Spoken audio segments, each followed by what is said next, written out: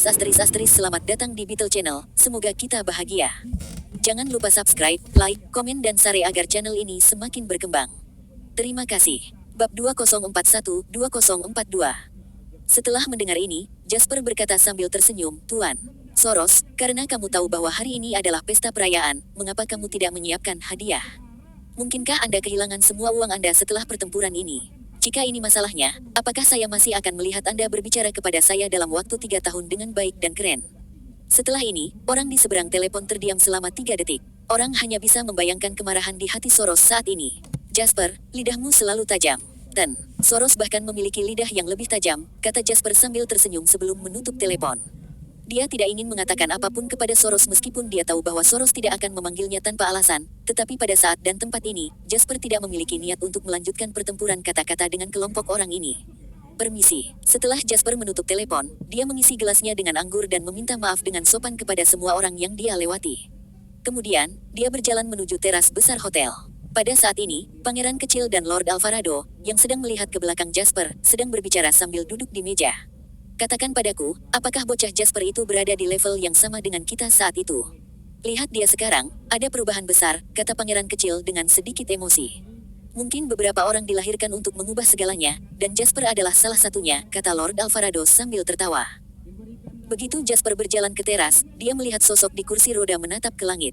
Matahari bersinar terang hari ini, jadi ini hari yang baik untuk berjemur. Ketika dia mendengar suara Jasper, Brown yang lumpuh tidak terkejut. Dia tersenyum dan berkata, langit malam berbeda setiap malam, dan sangat berbeda dari siang hari. Namun, saya lebih suka malam hari. Tentu saja, ada alasan lain.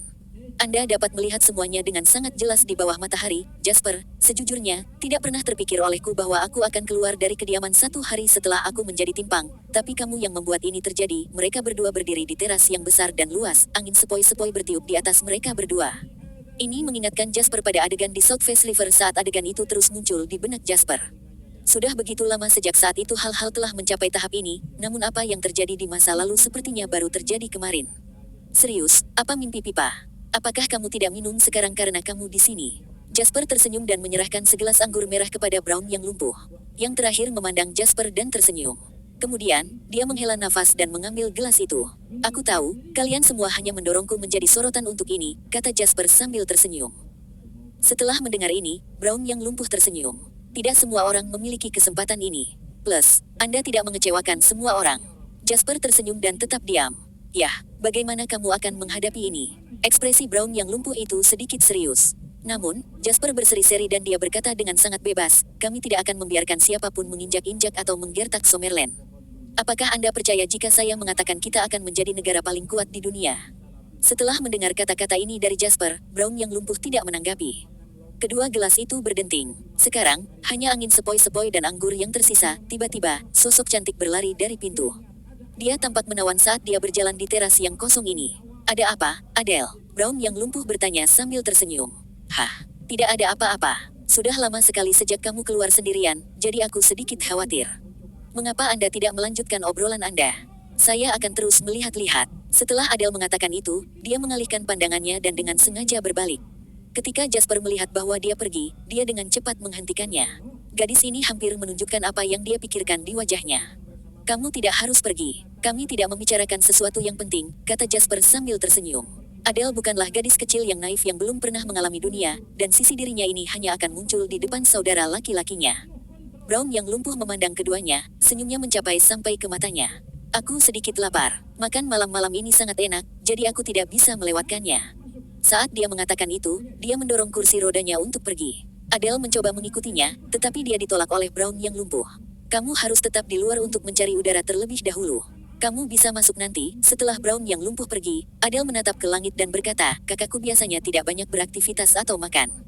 Aku ingin tahu apa yang terjadi padanya hari ini. Ngomong-ngomong, Jasper, bagaimana kabarmu selama ini? Apakah hidup Anda berubah? Anda sekarang menjadi selebritas besar di Summerland. Angin malam bertiup melewati telinga Adele dan dia menyelipkan rambutnya ke belakang telinga.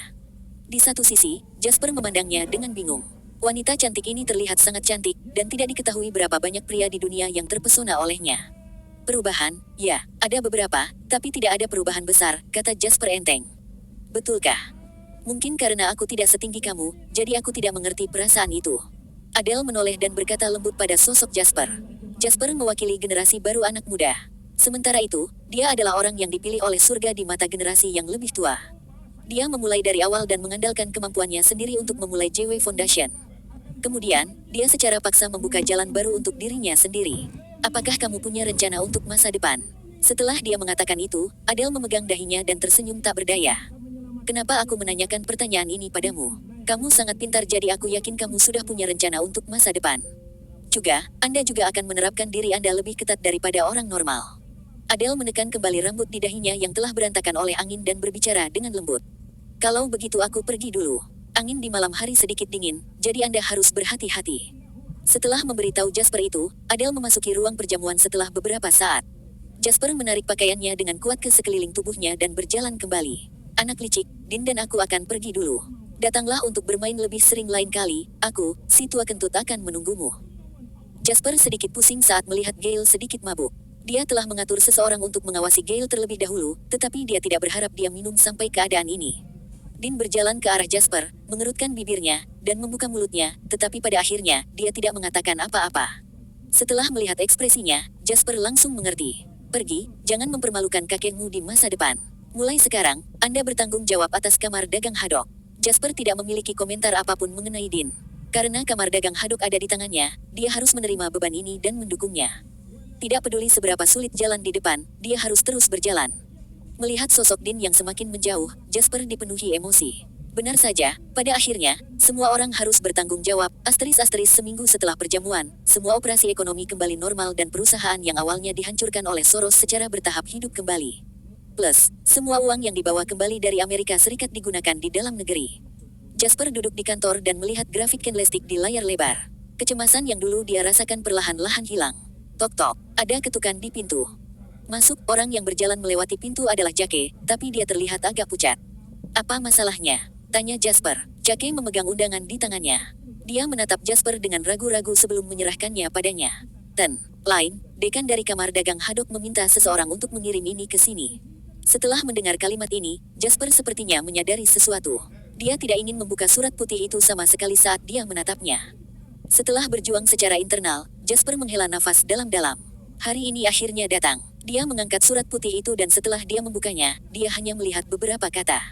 Namun, isinya membuat suasana menjadi sangat berat. Dengan ini kami informasikan bahwa pengobatan Gale tidak efektif, dan dia meninggal pada jam 8.10 pagi ini. Gale tidak akan lagi berada di kamar dagang Haddock lagi. Ketika Gale masih bertanggung jawab atas kamar dagang Haddock, metodenya dapat digambarkan sebagai tanpa ampun. Dia berhasil menggabungkan kamar dagang Haddock yang tersebar menjadi satu kesatuan yang erat. Minta seseorang untuk membelikanku kemeja putih. Saya akan pergi ke kamar dagang Haddock. Iya, Dean mengikuti keinginan Gale dan tidak mengadakan upacara peringatan, sedangkan orang-orang yang datang semuanya adalah kerabat Gale saat dia masih hidup.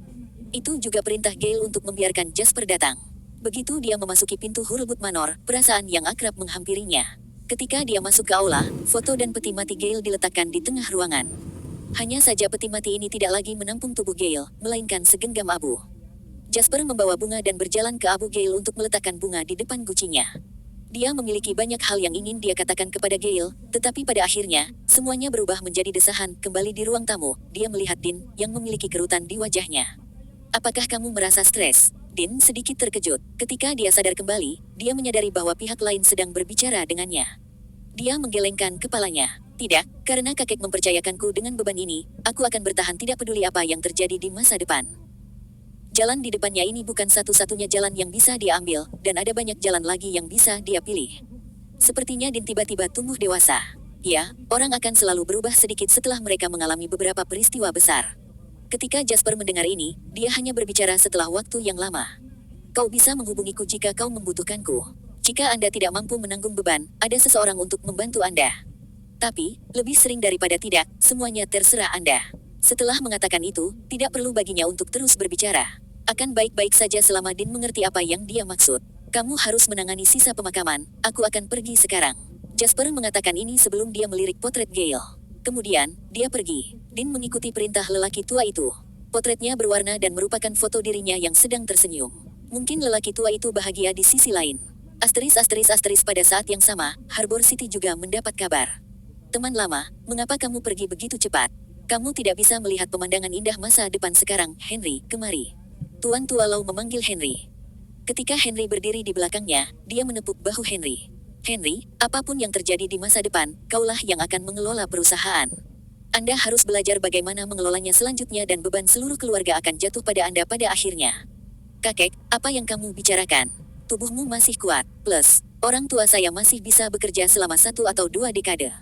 Masih terlalu dini bagimu untuk mengatakan ini. Apakah itu? Bukan, Tuan Tua Lau bergumam dan menutup matanya perlahan. Kemudian, dia mulai mendengkur pelan, bersambung, terima kasih telah menyaksikan dan mendukung channel ini.